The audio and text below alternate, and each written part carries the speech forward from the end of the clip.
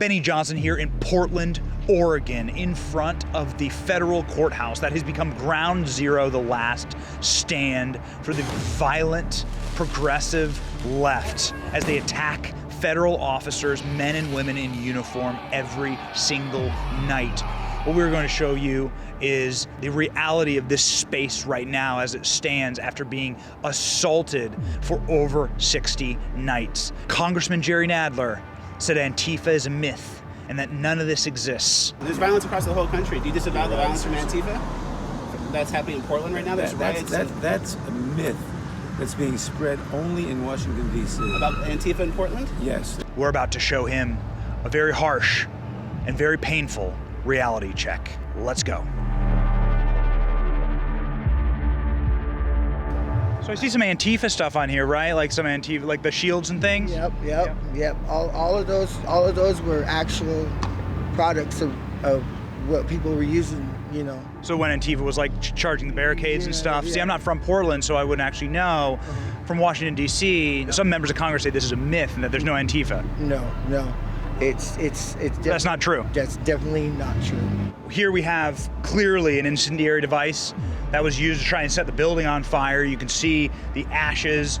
You see that the security camera that was once here, presumably, that it's been utterly ripped to pieces, been ripped down off of its casing. We are now at the back of the courthouse. Clearly, no part of this building has been spared. And most especially, here we are.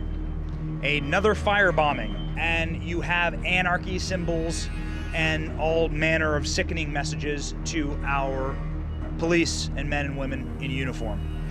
The barcode and security system to get in that has been vandalized, spray painted, and defaced. Again, by our very peaceful, very imaginary protesters, Congressman Nadler.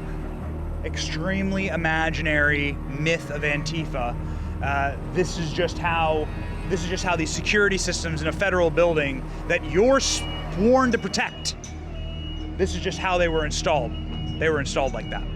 The doors came pre-firebombed. Behind me are some of the doors to the federal courthouse that now have to be barricaded shut. You can see that they've been assaulted. Tell the officers who have been blinded or wounded, some of them perhaps for life, that Antifa is a myth and that these attacks are a myth. You are a business owner inside of downtown Portland. Maybe a block away here is the courthouse. Yeah, 2 to 3 blocks away. Every day I come in, I see different damages to the community and just the effects on all the other business owners that I talk to as well. What is life like as a business owner living through this? I'm probably at 25 to 15% of my normal business. So it's not really the COVID that's affecting us. It's definitely like the riots and the protesting in the area.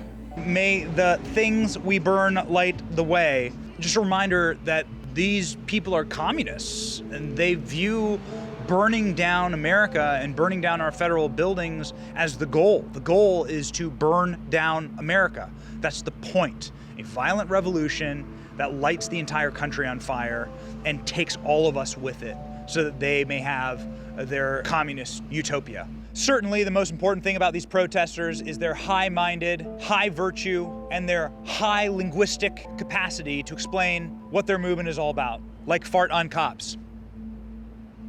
Really, the cream of the crop around here in Portland. The impact on the community is devastating.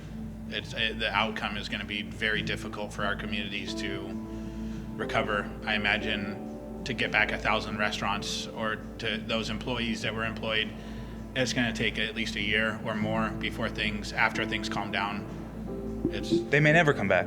Yeah, most of the restaurants probably won't ever come back. If you need any further summation of what the progressive, violent left believes of this country, look no further than here. America is a scam. That is more and more what the mainstream left believes, that America is indeed a scam and that America shouldn't exist at all. The world would be a better place without America. Which side are you on?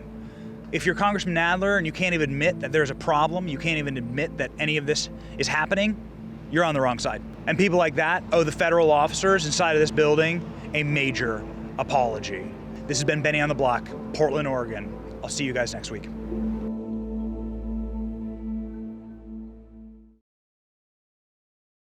Hey, it's Benny Johnson here, Turning Point USA's Chief Creative Officer. If you like this video you just watched, be sure to subscribe to the official Turning Point USA channel and never miss an episode. See you guys next week.